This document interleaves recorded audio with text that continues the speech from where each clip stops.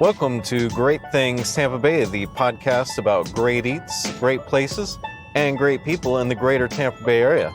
I'm your host, Kyle Sasser, a Tampa Bay native and realtor. Thank you for inviting me along on your commute to work. Maybe you're out doing some yard work, and I want to thank you for taking the time to put me in your ear. It means a lot to me, and I appreciate each and every listener. Today is April 5th, 2017, and in this episode we cover how to have a great day at Passe-A-Grille Beach. I also ask what spots in the area you might miss, maybe your favorite restaurant's closed or other such thing. And we also talk about the Horsemen of Eclipse riding across the United States of America. So stay tuned, and remember that we want to interact with you, our listeners. Easiest way to find us online is at our website, greatthingstb.com. That's greatthingstb.com. From there, you'll see a link to all of our various social profiles. We are on Instagram and Facebook, and recently we've opened a Twitter account. So that's definitely the best way to stay in contact with us.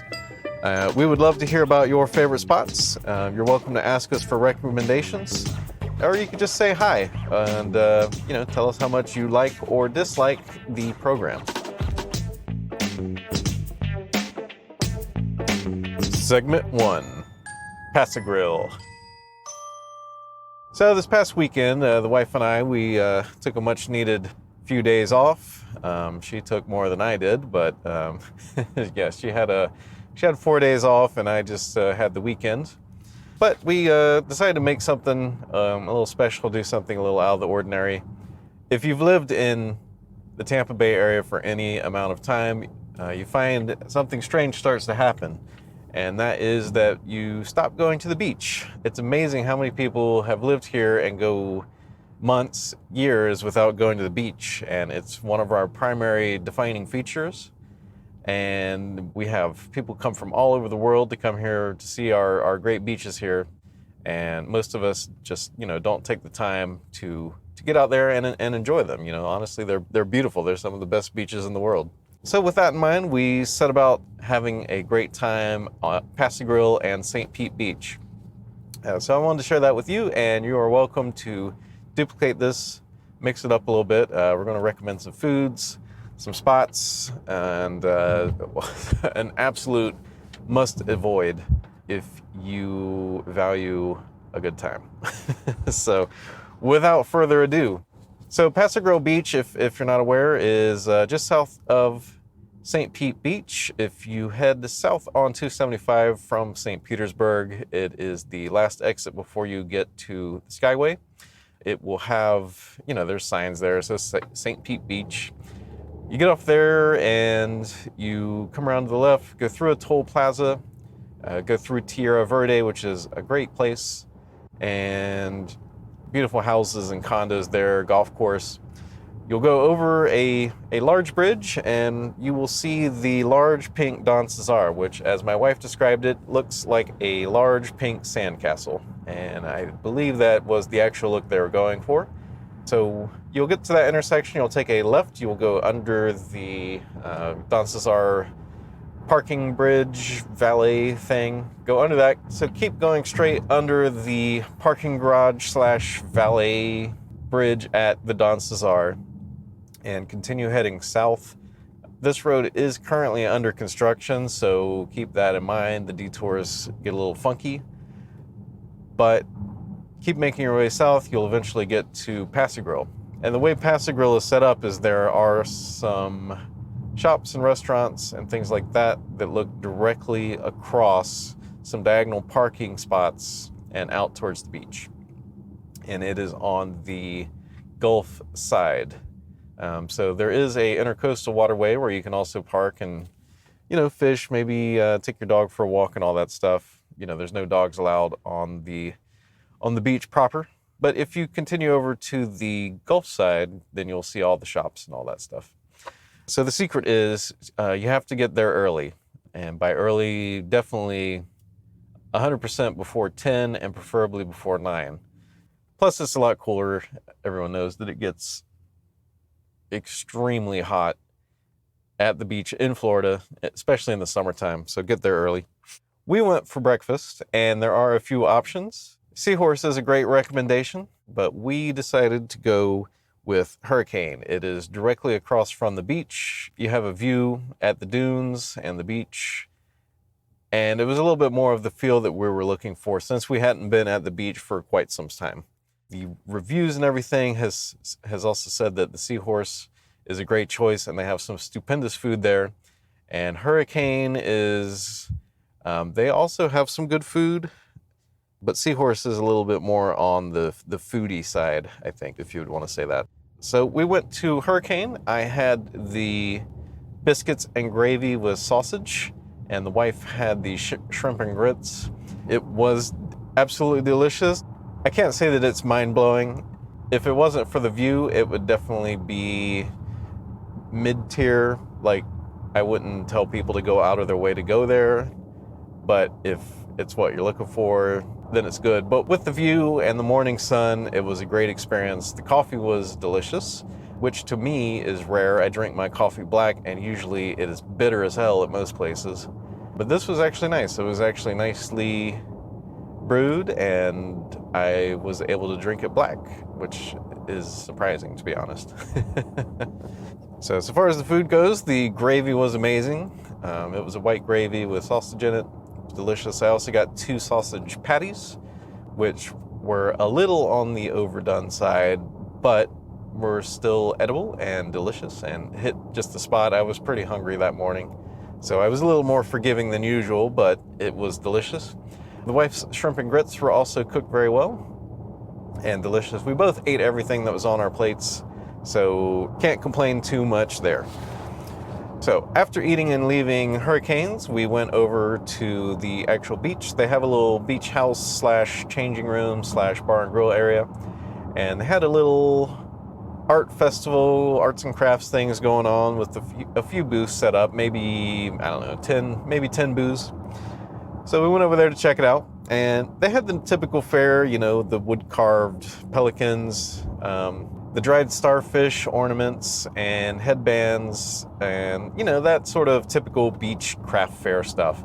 But we did find this amazing gentleman whose name slips my mind. I have the business card at home, but I'll basically just call him Butterfly Creations or the Butterfly Guy. And basically what they do is they take all of the beautiful iridescent blue, green, red, yellow, all the colors of the rainbow. They take those butterflies that are farmed all around the world, and they take them and then mount them in art installations inside of clear boxes. So some of these boxes are very small, you know, maybe 6 by 6 for a single butterfly. And we went for, but these were so amazing that we had to go for the big guy. And it has about 25 butterflies in front of it. It is extremely tall. The case is very well made. And it is arranged almost like a rainbow, where there's like 3 or 4 red ones together, 3 or 4 yellow ones together, 3 or 4 blue ones together. Indigo isn't really a color of the rainbow, Mr. Isaac Newton, so that one's not there, but there's a green, absolutely amazing, and we couldn't leave without it. It looked great. So if you're there and the art show is going on, definitely stop by over there. They usually have some really cool stuff. So if you'd like more information on the Butterfly Guy, we are probably going to be featuring him on a future episode. It was so unique. I hadn't seen anything like it before. We will be including that on the show notes, so please go to our website if you'd like a link to them. After going through the art fair, we went and actually set up on the beach proper and had umbrellas, chairs, etc., etc. And after a little while, we decided to get up and walk around for a little while, and that is where we get to the things to avoid on Passe-A-Grille. So my wife wandered off to look at some booze, and I was there at the, they have like a grill and refreshments place there, and I was looking, and lo and behold, they had daiquiris, pina coladas, and all that good stuff. Honestly, you would be better off taking your $8, walking to the edge of the water, and throwing your $8 into the Gulf of Mexico. So the drinks they make there, now they have beer, and beer can't really mess it up. You know what you're getting. They also have wine and champagne. Mimosas, I think those are also pretty easy to swing. You know, you kind of know what you're expecting. You know what you're going to get. No surprises there. No surprises there. This place, though, when they make their daiquiris, they make it out of a processed wine that gets to like 20% alcohol. And it is horrible. It actually made my wife physically ill. And if you're trying to imagine the taste of what exactly this could taste like, think about making a strawberry daiquiri, which is supposed to be kind of sweet, you know, like fruity and beachy, like that kind of feel. But imagine it tastes more like the $8 cooking wine that you get at the grocery store, with that real, you know, just like your tongue, the taste just sticks to your tongue. It's ugh. So stay away from the mixed drinks there. They do have a disclaimer on the board that said, you know, that their drinks are made from a processed wine. And I was naive. I thought, well, that's interesting. How, you know, it must be good if they're selling it. And I was sadly mistaken. So avoid that. If you're looking for that sort of thing, just get a beer or a mimosa, something like that. So we hung out there for another few hours, and it was, you know, had a great time. The beach is always lovely, very relaxing, clears your thoughts. It does get crowded, so be sure to pick your spot there early. And it's really all about, Passe-A-Grille is really all about getting there early and positioning. If you can get there during the week, of course, the job is a lot easier. It is not nearly as crowded during the week. But if you're a hard-working soul and the weekends are your only time, then just keep in mind you want to get out there early. After we went to Passe-A-Grille, we wanted to do dinner. So we drove home to shower, change, get ready, and all that stuff. And then we went back to St. Pete Beach and ate at Selene, which is north of the Don Cesar. It's kind of between Serrata and Tradewinds. So just south of St. Pete Beach proper. And wasn't really sure what to expect. I hadn't heard much about it. My wife did have some information on it, and she really wanted to go. And so we went.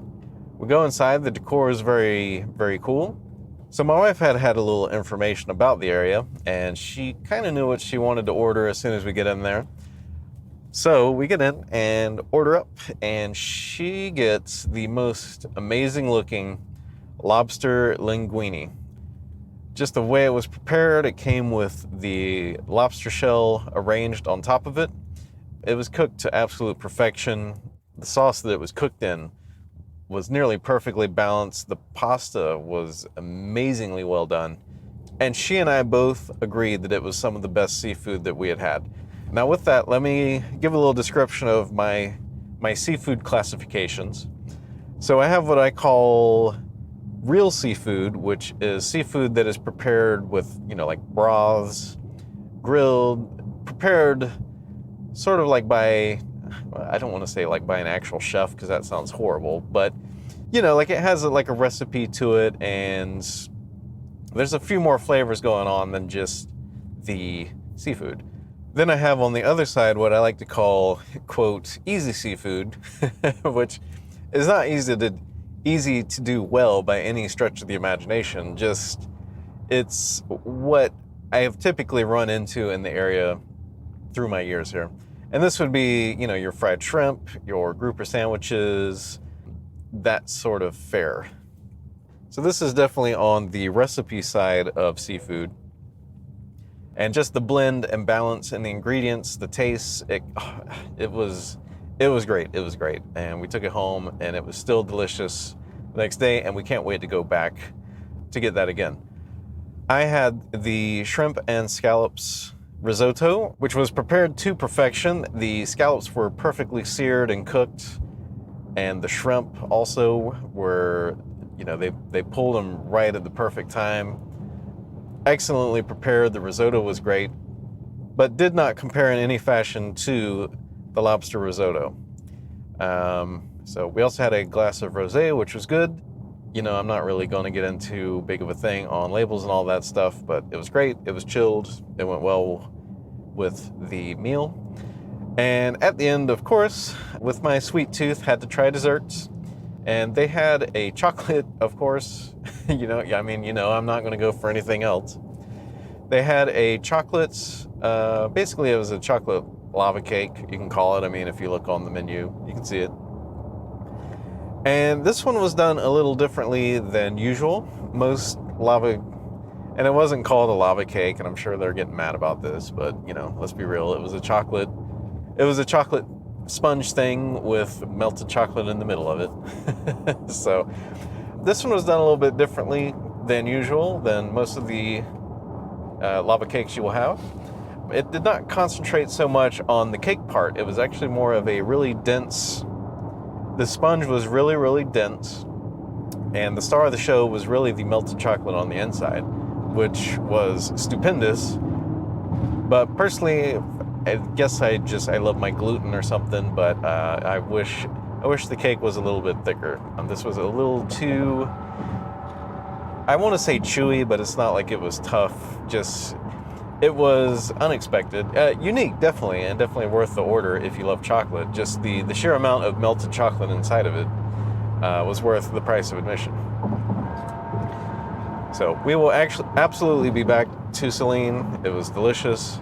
We'll probably be back to Hurricanes as well. The location is unsurpassed. They also have it upstairs there, so you can sit up there and get you some drinks or some breakfast or some seafood. And it was a great time, and I would like to invite you to duplicate our day. Segment 2, let's get personal.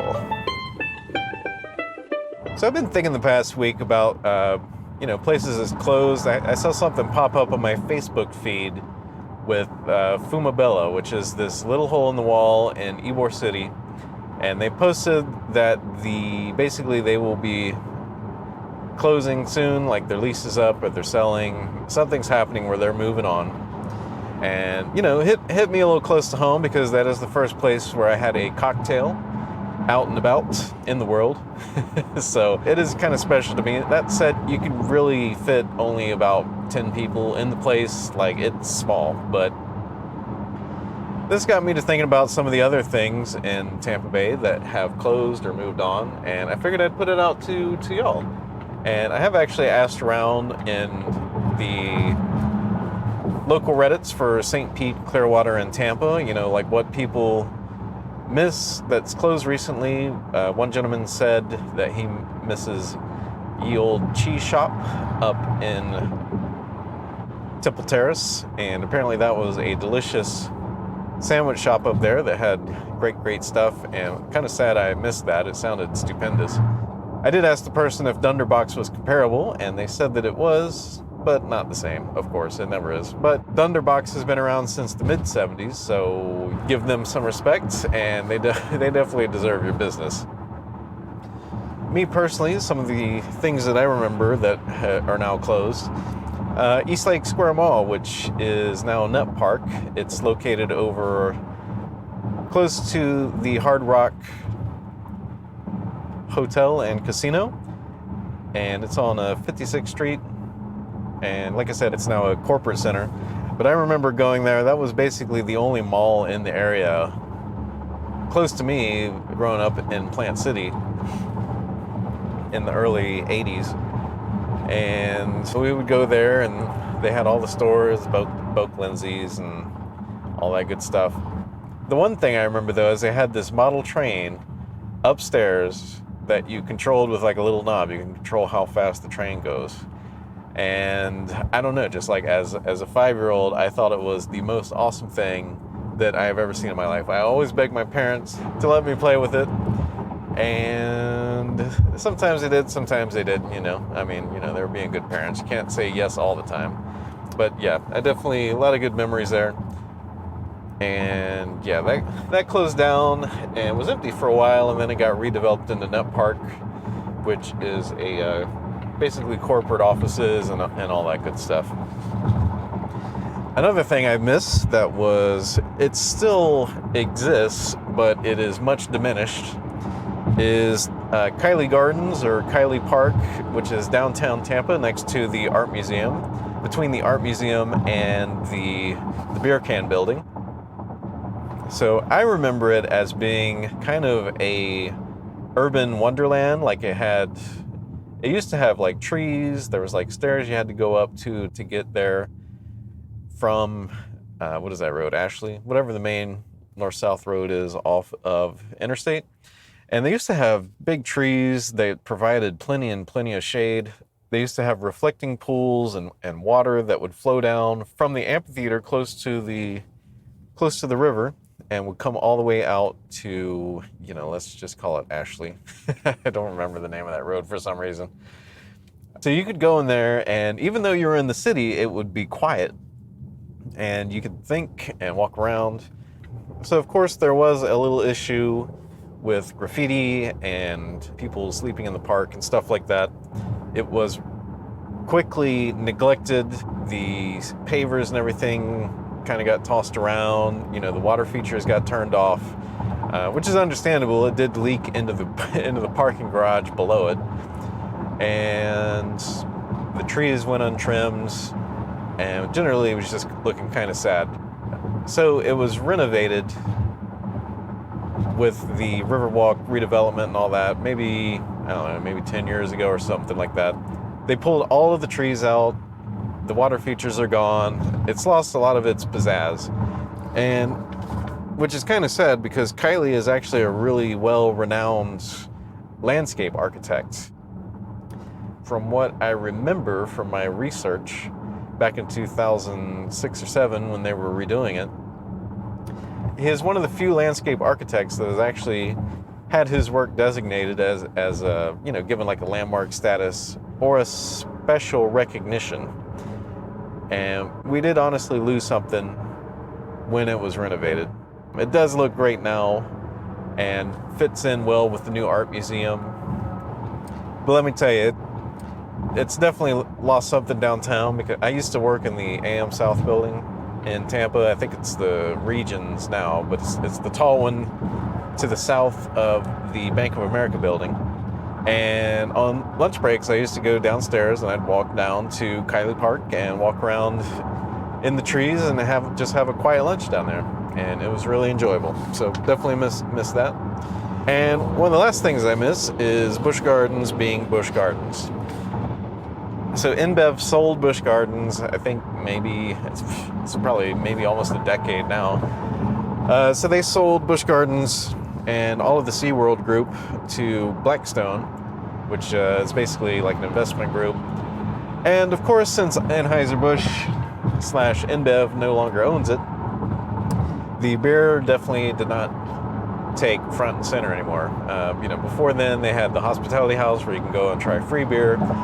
But my personal favorite was the adult safari, which was always the last tour to take off, out into the savannah there at Busch Gardens.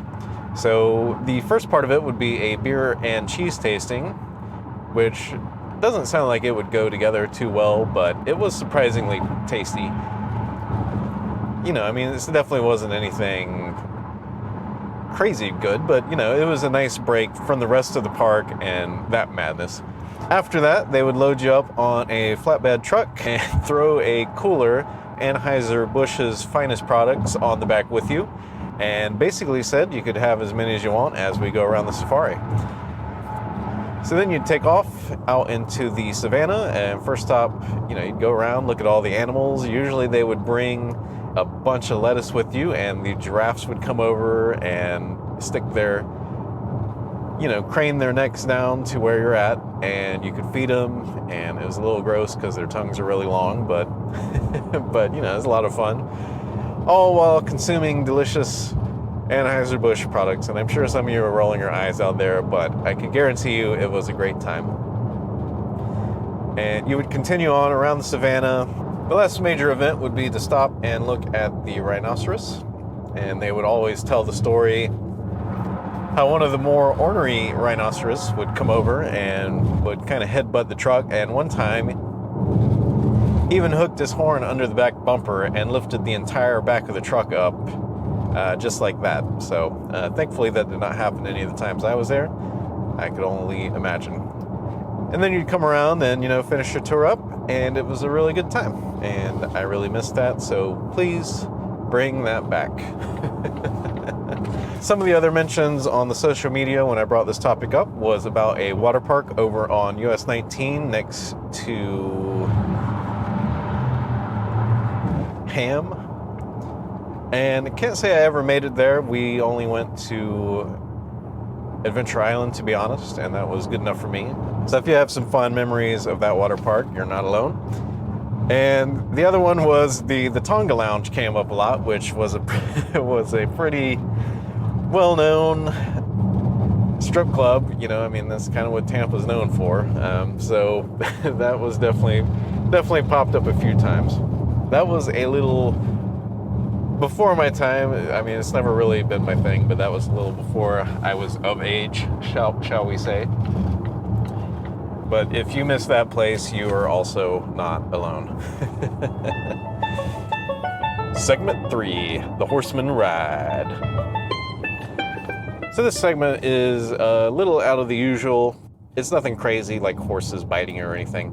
I just wanted to give you a heads up that there is a solar eclipse this year. The solar eclipse is August 21st, 2017, and it's really cool because it's going all the way across the country.